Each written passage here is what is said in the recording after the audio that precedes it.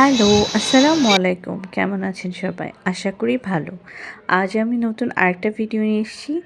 আজ আমি বলবো আমি কয়েকদিনের জন্য রাজশাহীতে বেড়াতে গিয়েছিলাম আমার বাবা-মার কাছে। তো ওখান থেকে ঘুরে এসে আমি ঢাকায় ফিরে দেখি বৃষ্টি। পুরো রাস্তাটা ভেজা। আসবার সময় অবশ্য আমরা বৃষ্টি পাইনি।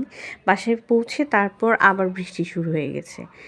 রাস্তা দিয়ে বারান্দা দিয়ে দেখছিলাম গাড়ি যাচ্ছিল আর রাস্তায় পানিও জমেছে। বৃষ্টি দেখতে খুব ভালো লাগছে। আর এই একটু গরমের মধ্যে বৃষ্টি আবার রোজা, তো সব মিলিয়ে আসলে ওয়েদারটা খুব ভালো লাগছে। সন্তানের জন্য বাবা মার ভালোবাসা আসলে কমতি নেই। যতদিন পরেই যায় মনে হয় যে সন্তানকে কতদিন দেখিনি, কতদিন কি খেয়েছে না খেয়েছে। তো যাওয়ার পর আম্মু মাছের তরকারি, মুরগির মাংস আর ইফতারির জন্য দিয়েছে। আবার পরের দিন যেন খেতে পারি সেভাবে আরও বেশি করে ইফতারি বানিয়ে দিয়েছে, যেটা আমি আজও খেয়েছি। আর এই যে তেহেরি রান্না করে দিয়েছে, মাছের ভুনা করে দিয়েছে, হাঁসের মাংস রান্না করে দিয়েছে, যেন আমাকে ২-৩ দিন রান্না করতে না হয়, সবজি করে দিয়েছে। আর এই যে ফালুদা রান্না করে দিয়েছে। তারপর শবে বরাতে ছিলাম না, আমি আমার বেবিরা হালুয়া কি খেয়েছি না খেয়েছি, আবার নতুন করে সে হালুয়া বানিয়েছে, গাজরের হালুয়া, বুটের হালুয়া।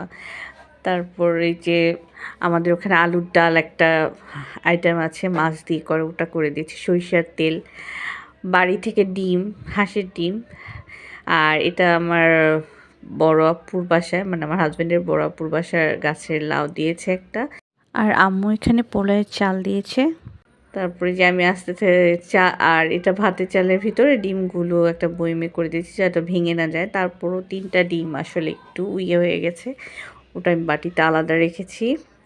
এই যে 3টা ডিম। আর এই যে পোলাওয়ের চাল, বড় বড় 2 পাতিল ভর্তি পোলাওয়ের চাল ঢাললাম। এখন এটা কোথায় রাখবো সেটাই ব্যবস্থা করব। তারপর গরুর মাংস রান্না করে দিয়েছে। মেয়ের জন্য মাই সবসময় কষ্টটা বোঝে, যে আমার মেয়েটা যে রান্না করবে, খাবে, রোজা রেখে কষ্ট করবে।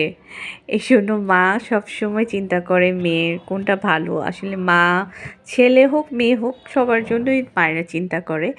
তো আম্মু আমার জন্য এটা ভেবেই হচ্ছে রোজা রেখে আমি এসে আবার রান্না করব, ওই খাবো। তো সে যতটুকু পেরেছে আমার জন্য সে রেডি করে পাঠিয়ে দিয়েছে। আর এই তো, আমার ভিডিও যদি ভালো লেগে থাকে তাহলে পেজে ফলো দিয়ে পাশে থাকবেন। লাইক, কমেন্ট, শেয়ার করতে অবশ্যই ভুলবেন না এবং আমার চ্যানেলটিকে সাবস্ক্রাইব করে দেবেন। নেক্সটে আরও নতুন নতুন ভিডিও নিয়ে আপনাদের সামনে হাজির হয়ে যাব। ততক্ষণ পর্যন্ত সবাই সুস্থ থাকবেন, ভালো থাকবেন। আল্লাহ হাফেজ।